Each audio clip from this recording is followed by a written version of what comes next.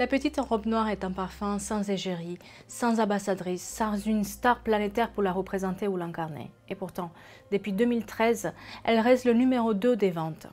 La maison Guerlain a voulu rendre hommage à la haute couture, à Coco Chanel et à sa robe noire. Et à travers elle, à toutes les femmes, parce que nous avons toutes, mesdames, une robe noire dans notre garde-robe. Bienvenue pour une nouvelle petite histoire du parfum, aujourd'hui dédiée à la petite robe noire de chez Guerlain.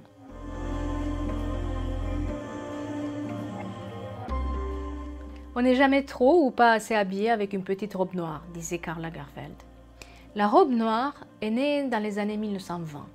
Après la Grande Guerre, la grippe espagnole, les femmes portent beaucoup le deuil. Alors les couturiers s'adaptent. En 1926, Gabrielle Chanel crée sa petite robe noire taillée au genou. Elle crée un scandale. Le magazine Vogue publie un croquis de la petite robe noire de Gabrielle Chanel qu'il appelle le Ford de Chanel, parce que le succès est colossal. Par la suite, des stars du cinéma s'emparent de la petite robe noire pour la mettre en scène.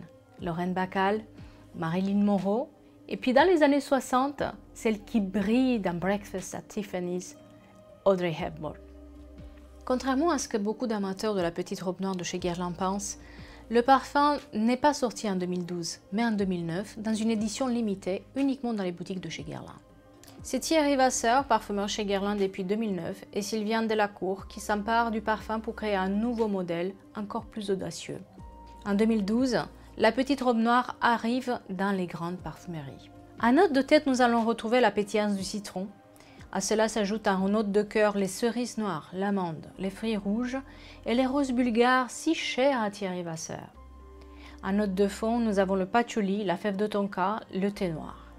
En réalité, le flacon de la petite robe noire n'est qu'une réinterprétation des deux parfums mythiques de la maison Guerlain, L'Heure Bleue et Mitsuko. Ce contenant de verre a été créé en 1912.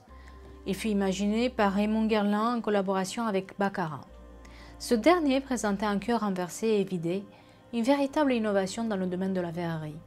Ces courbes sont très influencées par le curling de l'Art Nouveau, puisque se situe en haut du flacon. Cet écran signé Guerlain sera de nouveau utilisé quelques années plus tard, en 1919, lors de la sortie du parfum Mitsuko.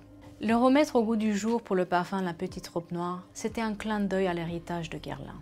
La courbe et les épaules de la petite robe noire représentent la sensualité d'une femme. Son capuchon, quant à lui, prend aussi la forme d'un cœur inversé, c'est une invitation à l'amour. À cela s'ajoute un coloris rose poudré, couleur emblématique de la féminité. De ce coloris se détache la silhouette d'une petite robe noire dessinée en ombre chinoise. Guerlain collabore avec le duo Kenzel et Degas, un véritable touche-à-tout dans l'univers du graphisme. Ils disent qu'ils ont inventé une sorte de portrait chinois, en quelques coups de pinceau, de la femme ou des femmes qui incarneraient cette petite robe noire. Depuis sa sortie en 2012, la petite robe noire est mise en scène dans différents endroits dans Paris, et c'est pour ça qu'on l'aime. Elle existe en plusieurs déclinaisons olfactives, intenses, frais, floral, oriental. Et les créateurs ont su jouer aussi avec les formes du flacon et les formats. Moi, j'ai été séduite par la variante orientale. Si vous avez aimé cette histoire, n'hésitez pas à la partager. Vous pouvez vous abonner aussi à mon canal YouTube pour voir toutes les histoires des petits parfums. Salut!